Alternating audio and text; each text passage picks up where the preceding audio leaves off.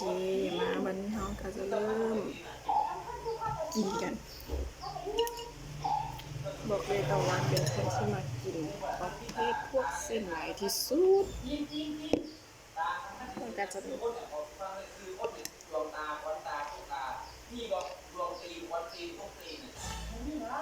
ันมีแต่ผักไก่ก็จะมีเต้าหู้แล้วก็เห็ดประมาณนี้แล้วก็ลูกชิ้นอันนี้ลูกชิ้นจะเป็นลูกชิ้นจี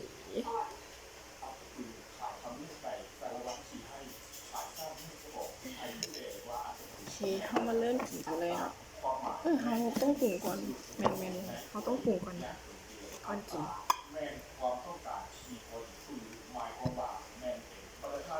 ไอ้น้ำตาลเขาต้องใส่พอหวานหวานหลายเดียวบ่หวานน้ำ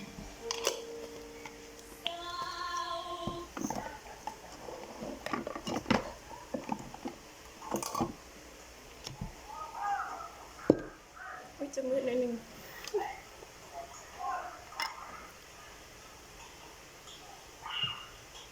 อันนี้แบบพริกของเพื่อนพริกป่นของเพื่อนก็จะมีกลิ่นหอมเพราะว่าน่าจะใส่มะระใส่พอประมาณจะให้พริกไหลสักท้องแต่จะไหล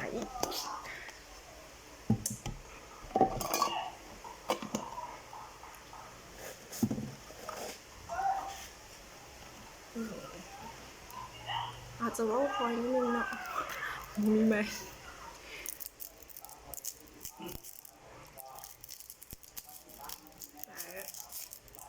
ออกไปแน่นอน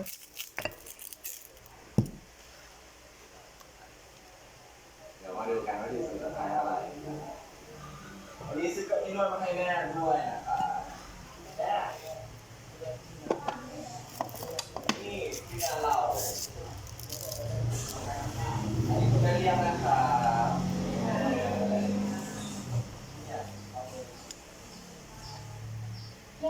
ตายแล้วอยากปลูกนิดนึงนอนดึกนิดนึงเมื่อวาน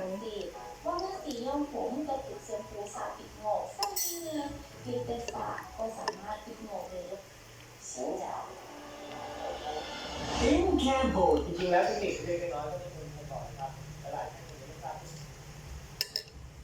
อันนี้ก็จะเป็นเจ้าสกีจีเนาะ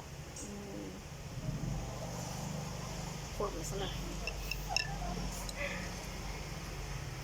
แล้วจะคนหมักเนาะอันนี้ตะวันหมักเอาใส่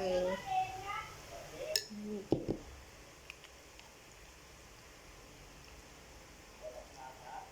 โอเคเรามาเริ่มกินกันเลยเนาะแต่ก่อนจะกินก็ต้องปองเนาะเดี๋ยวลวกปาก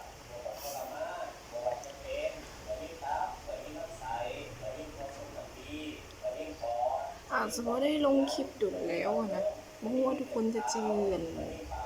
น้องโบสาวพากินหรือว่าเอิ้นชื่อกันได้ก็จะเป็นตะวันเนาะเพราะว่าชื่อตะวันถ้าทุกคนยังบู๊เนาะก็สามารถที่มาติดตามในการใช้ชีวิตประจำวันของตะวันได้เพราะว่าตะวันช่วงนี้ก็จะมาหันมาเฮ็ดคลิปในร่างกายอาจจะมาเฮ็ดคลิปให้ทุกคนเบิ่งทุกเช้าประมาณนี้ก่อนที่จะไปเฮ็ดเวียกหรือก่อนจะไปทำงานก่อนจะมาเฮ็ดคลิปให้ทานเงินอาจจะเป็น FC ฟังไทยยังจะจีกันได้อยู่บ่เนาะโอเคเข้ามากินเลยโอ้หลายเดี๋ยวมันสิไข่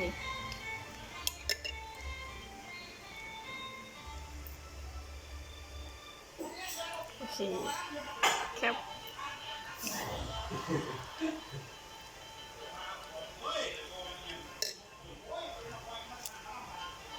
สิ่งที่สำคัญที่สุดแซ่บที่สุดก็คือสลัดกับสุกี้ที่ตะวันมากินที่สุดคุยสิ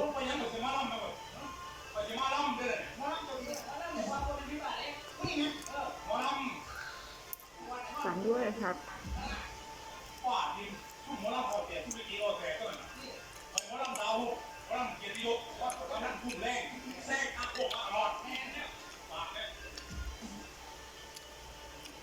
อุปกรณ์การพ่นนี่นะได้รับไม่รับพ่นนี่โอ้ยเล็กดีดีโอ้ยเล็กแบบ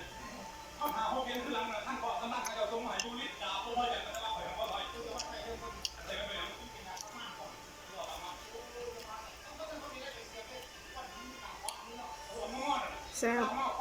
หมักเผ็ดซุป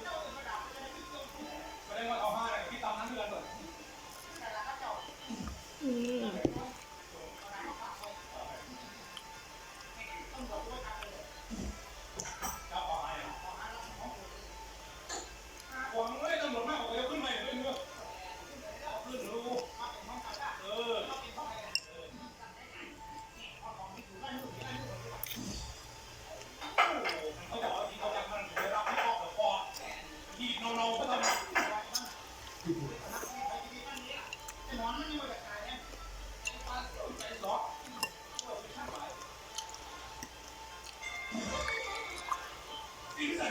ให้หมักละลาย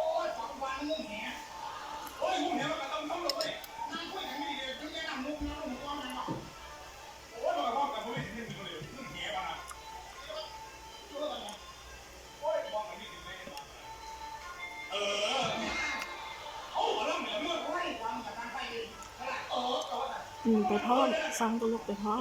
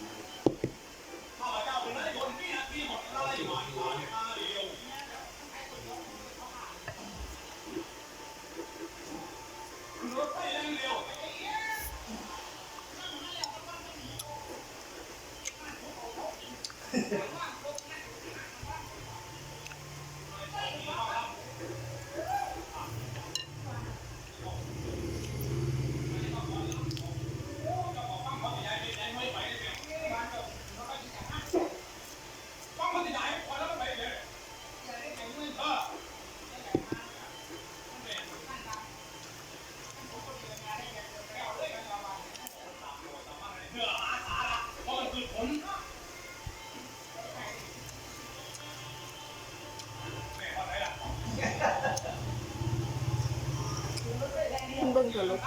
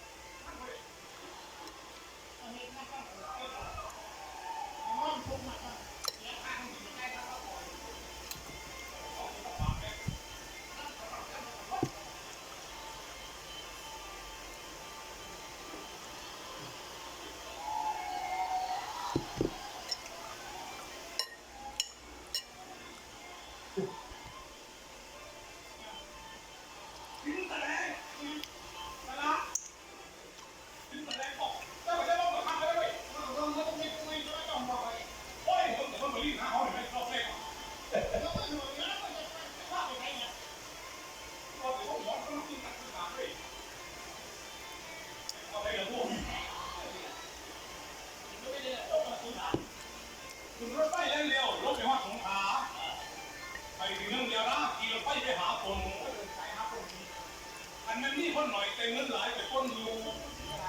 คนหลายไปก็อยู่คนไหนเท่าไหร่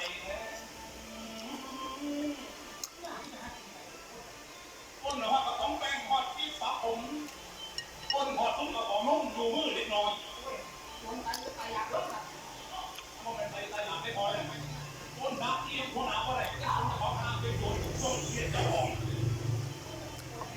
ออกมาเรียนคนขนาดมาเอาพวกกินแปดเป็นอะไรคนแหนมออกหนามากของคนแหนมว่าแกเป็นคนประวัติแค่หนาด้วยเฮ้ยมันอะไรเขาบอกเป็นคนหนามากต้องเมียถึงขั้นพ่อมาต้นแกเอาไป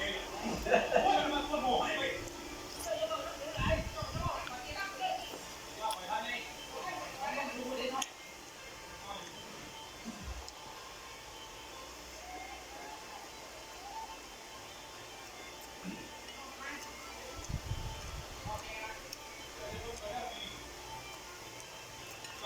อยู่มือเล็กน้อย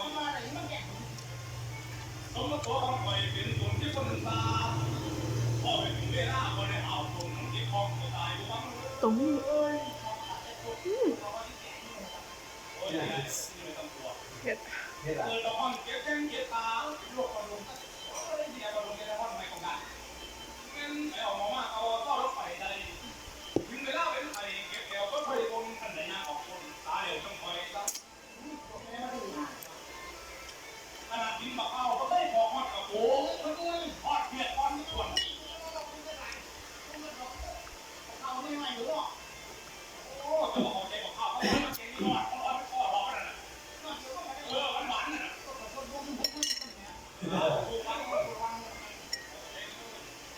ยังโคลงไปเก็บเห็ดแต่เสือแต่ยังยา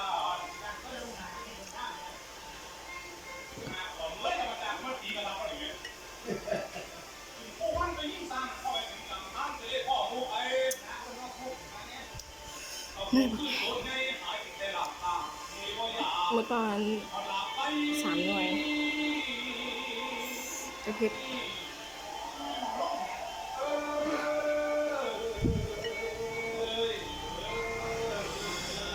เผ็ดจริงจัง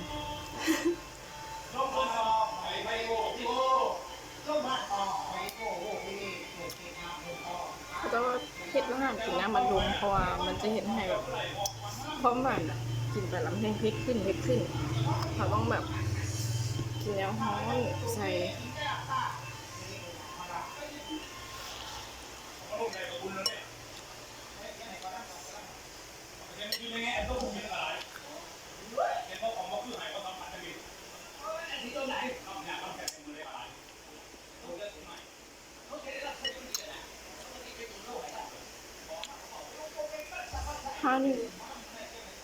ถ้านี่ก็จะมากินเป็นประจำเพราะว่าอยู่ใกล้บ้านอยู่เมื่อถ้ามีโอกาสว่างจะพาไปกินแต่ละร้านมากับร้านอาหารเจก็คือแบบมีหลายอยู่ที่ลาวใครที่สนใจกินเจหรือว่าไม่เคยกินเจมาก่อนแต่ว่าอยากลองสามารถมาลองได้เลยมาจัดได้เลยก็คือแบบน้องเพิ่นตัวนี้หลากหลายเมนูก็ต่างเหนือจากอาหารที่มีเนื้อสัตว์เลยพยายามที่ให้น้องก็คือเย็นตาโฟกับเปียกแซ่บทานเพิ่นแล้วก็จะมีเมนูหลายเมนูก็คือยอพันยออย่างประมาณนี้อยากให้ทุกคนมาลองชิมเบิ่งเผ็ดได้หนึ่งบ่แม่นบ่เผ็ด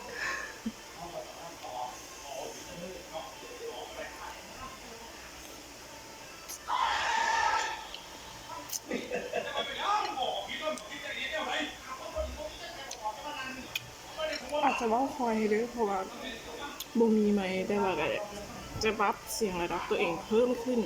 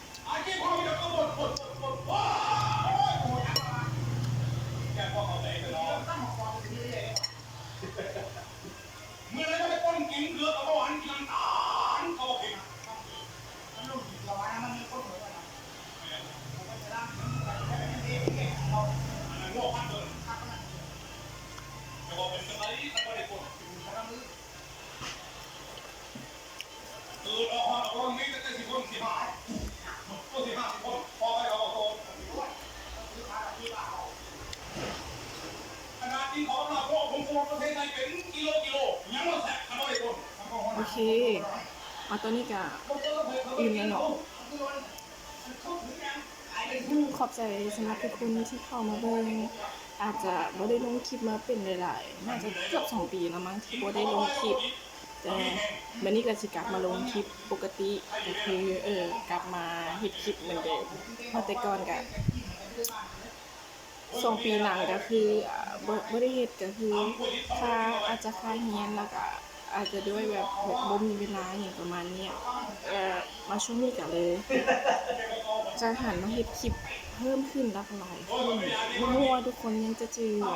ตะวันหรือว่าสาระพากินได้หรือบ่เพราะว่าบ่ได้ลงคลิปมาโดนแต่บ่รู้ว่าจะมีคนจื้อผู้สาวลาวน่ารักแบบนี้น่ารักแบบนี้ได้บ่อย่างประมาณนี้ค่ะ